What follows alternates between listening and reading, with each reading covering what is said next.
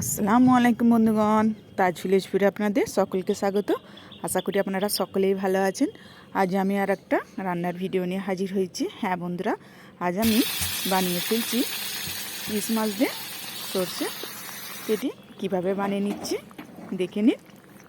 তো আপনারা দাদা বাজার থেকে ইলিশ মাছটা নিয়ে এসছে। আর ইলিশ মাছটা দেখুন, প্রত্যেকটাই যে মাছের ডিম আছে, এমন সময় তো প্রত্যেকটা মাছেই ডিম থাকে। তো এইবারে দেখছি ইলিশ মাছে এতটা ডিম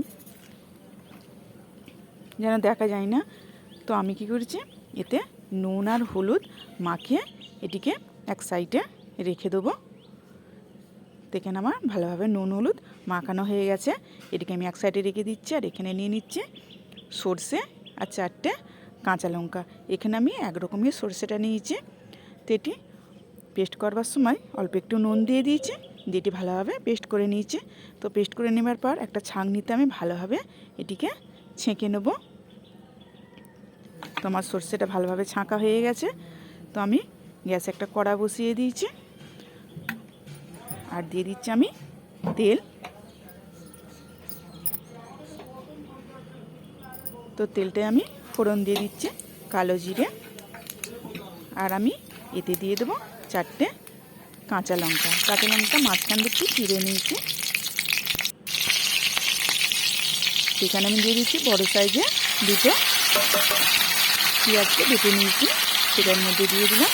যেটিকে ভালোভাবে একটু নাড়াচাড়া করে নেব।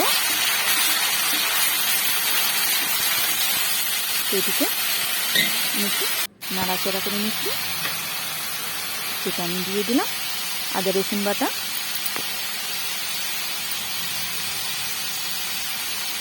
দিয়ে আবারও সবগুলো ভালোভাবে মিক্স করে নেব।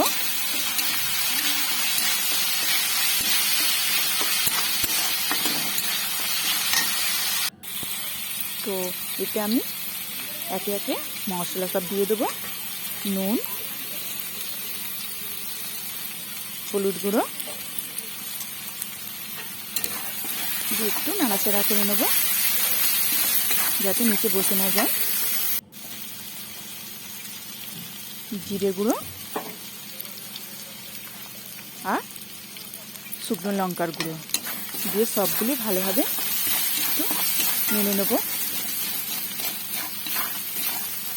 আর হ্যাঁ বন্ধুরা, এই সময় প্রচুর পরিমাণে ইলিশ মাছ পাওয়া যায়, তাই না? তো এখানে আমি যে সর্ষেটা ছেঁকে রেখেছিলাম সেটা এর মধ্যে দিয়ে দিলাম। দিয়ে সবগুলি ভালোভাবে মেনে নেব।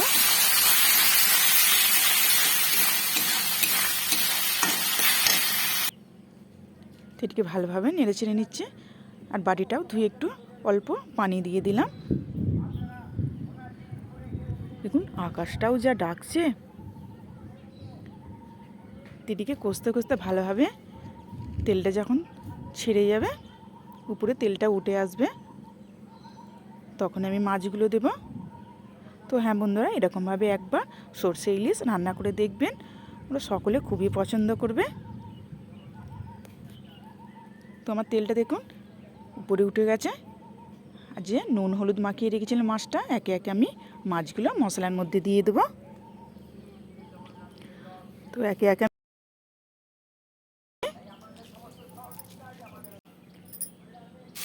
তো সব মাছগুলো আমার দেওয়া হয়ে গেছে। খুব সাবধানে দিকে হালকা আলতোভাবে নাড়াচাড়া করে নেব মশলার সঙ্গে মাছগুলো।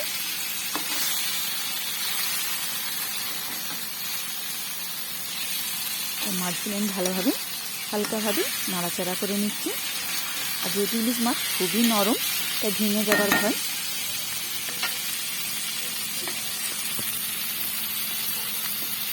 তো এটি আমার ভালোভাবে সব মাছগুলো দিয়ে নাড়াচাড়া করে নিয়েছি।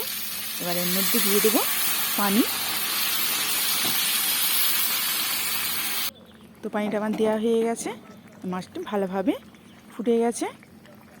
তো এর মধ্যে উপর থেকে আমি একটা দিয়ে দেবো কাঁচা লঙ্কা।